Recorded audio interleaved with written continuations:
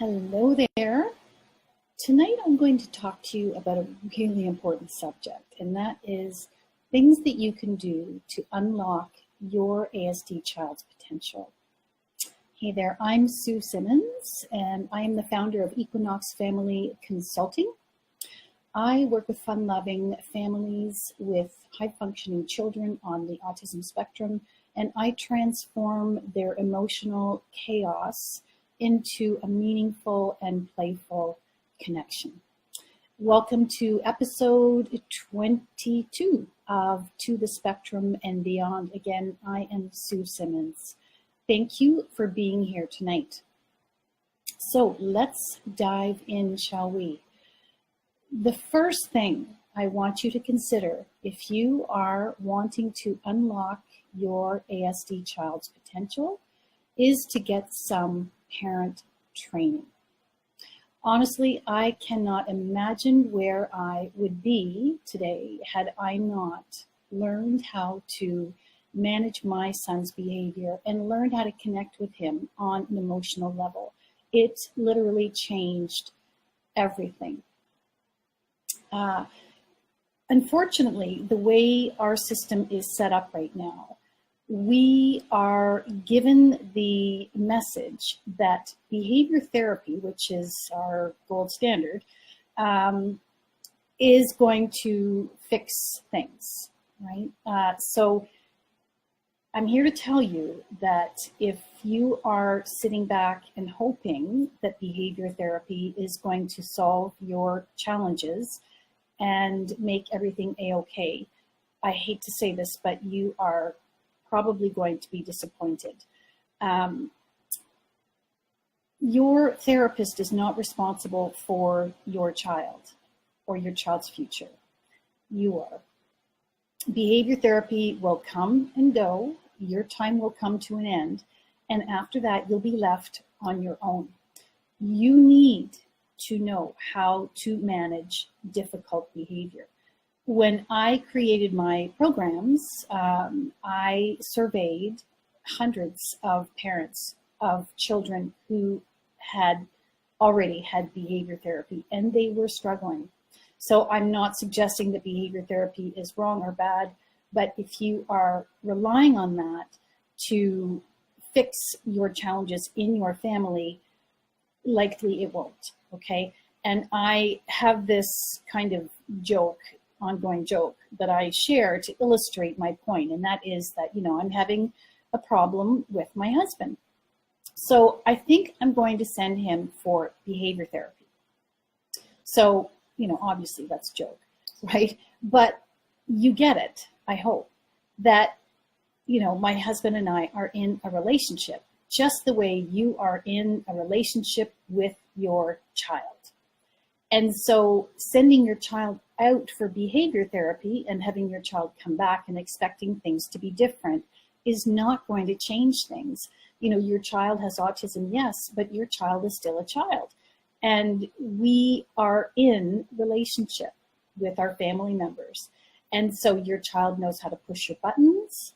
And of course, you know how to push your child's buttons when you're frustrated as well. So behavior happens in the context of relationships, and we get into these negative, repetitive behavior patterns that occur, at trigger moments, and these patterns are not going to go away without knowing how to shift things. Okay, and that is what I do. I help parents learn how to shift the patterns that occur. That's one of the things I do between parents and child. So you are the parent, and you also need to learn how to regulate your own behavior, right? And I know how hard it is. I have been there, and I feel you. It is tremendously challenging to maintain composure when you are stressed to the nines, right? Of course, I understand. However, being the parent, it is up to us. to model the behavior that we want our children to use. So one of the tips I want to give you is to try not to take your child's behavior personally. It is not about you, and I'll talk more about that in a moment. Hello, I've got somebody watching. I cannot tell who you are, but I am happy you're here. So yes, you need to learn to regulate your own behavior, be it through deep breathing or tapping, exercise, meditation. There's all kinds of things you can do. But don't take your child's behavior personally, because chances are it has nothing to do with you. And I want you to consider what happens when you do take your child's behavior personally. So just think about that for a moment. We make it about us, right? It brings back all kinds of things from our past about how we're not good enough, or we're not perfect parents, or whatever it may be. But that is a really slippery slope. So do try not to take your child's behavior personally, okay? It is not about you. Number 2, your child is a little child, okay? Somewhere along the line, we have forgotten or not been reminded enough that our children are young. They are children. And for some reason, we have been given this message that, they need fixing. They need this therapy, that therapy, this class, this lesson, do. And we've totally forgotten about the importance of family. Your child is going to grow up and be an adult someday. And your child needs you as his mom or dad more than anything else in the world. Your child needs you. And without a relationship that is an honest to goodness sort of parent-child relationship, your child's chances of success in life go way down. And so we get sort of fooled into thinking that we have to fix this child by doing more of this and more of this and more of this and more of this, right? So we know that our kids have processing challenges. Like, think about a processor in a computer. If the processor is atypical, then the computer will not be functioning in the way that we would anticipate. So we got that part, right? That's common knowledge. So why do we think that our child is going to somehow benefit when we are doing all these things to our child? Okay, this is, in many cases, like a 3, 4, 5-year-old child. And this is a child who, with these processing challenges, for whom the world, it can be a very scary and frightening place. And so if you think about your child's physiological body and how stress affects all of us, your child is no different. How can your child possibly thrive, learn, or grow when he or she is, subjected to all of these appointments and therapies and so on? Your child needs, in order for your child to become, for your child's system to strengthen and thrive, your child needs to be calm. Okay, not to have things done to him or her. And I know that all therapists are well-meaning and we all do what we think is best, but I'm urging you to remember that first and foremost, your child is a little being whose brain has not developed, who has way more potential than you see possible. Rochelle, thank you. Thank you. I thank you so much for that comment. So before you set out to, on a course of treatment, number one, consider parent training. Your child's going to be in your life for as long as you are around. You are the most important person in your child's life. And remember that your child needs downtime. Your child's body is not going to be able to repair, to sleep, to digest if he or she is constantly in a state of stress. So these are very basic, physiological things I'm talking about here for the most part. And what often happens is I hear from parents that when I pick my child up from therapy, he just goes bonkers. And why do you suppose that might be happening? Any thoughts? Well, chances are because he's been or she's been holding it together like that compressed spring. So when you, mama, who is the safe haven, arrives, boing, right, all hell breaks loose because your child knows that he or she is safe when you're there. Okay, that's a kind of a backhanded compliment. Okay, the third thing I want to talk about is, remember I was talking about not taking your child's behavior seriously? I mean it, okay? Behavior is communication, and it's no different in your child than it is for you or for me. Okay, if I'm having a shitty day and I'm feeling like life just sucks, well then you're probably not going to want to hang out with me because I'm probably going to be in a shit, foul mood, right? So we express ourselves through our behavior. And because our children have processing challenges, for example, they cannot think in a flexible way. They perhaps they lack self-awareness.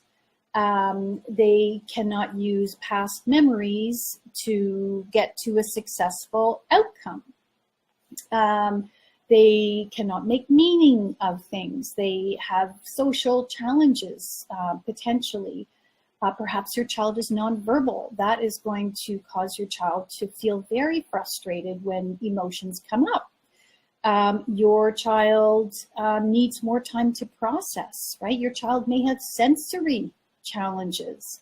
Your child may have difficulty sort of filtering information in the environment, and so therefore is very, very overwhelmed. And here's the crazy thing. And yet, we expect our kids to be able we expect to be able to parent them the way we parent any other child, right? And it just doesn't work that way. I wish it did.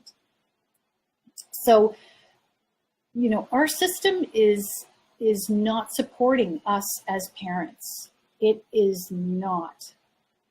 Our system, I don't want to get into that whole rat's nest, but we parents need to support one another, and we need to look after ourselves, okay, and learn through other means, because the way our system is telling us to do things, it ain't working for the most part.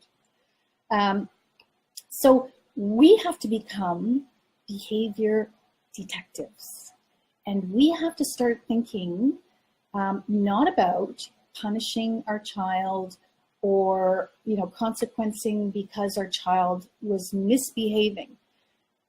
Misbehavior occurs because your child is stressed to the hilt, okay? And this is how your child is expressing his or her behavior.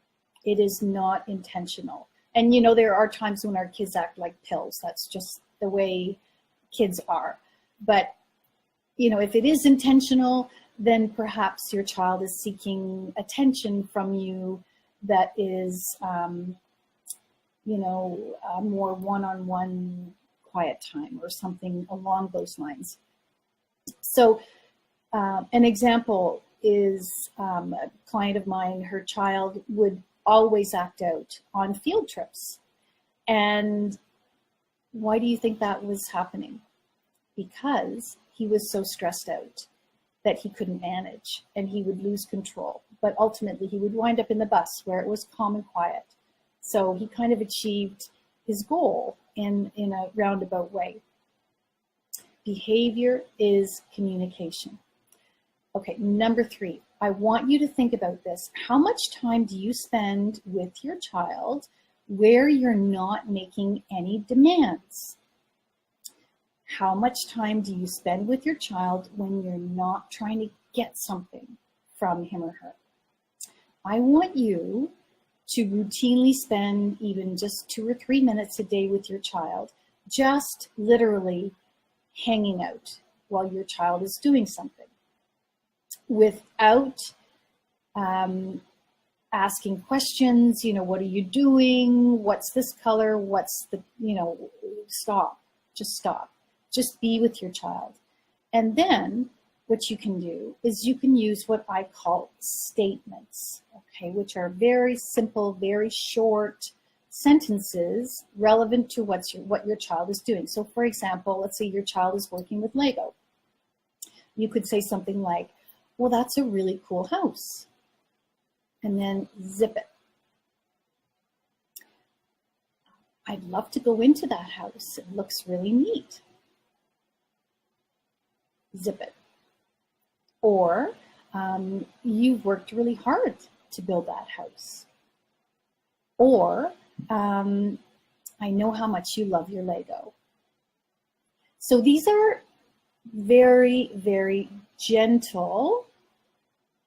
Yeah, Rochelle, you know what? It's just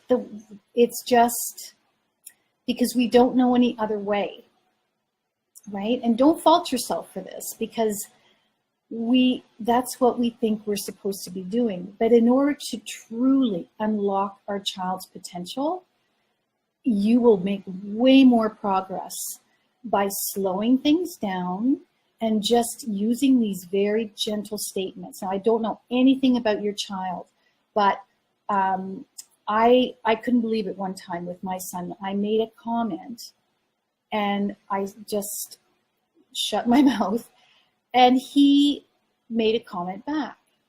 And that was really the first honest to goodness conversation that we had ever had. And I literally had tears rolling down my cheeks. It was so moving.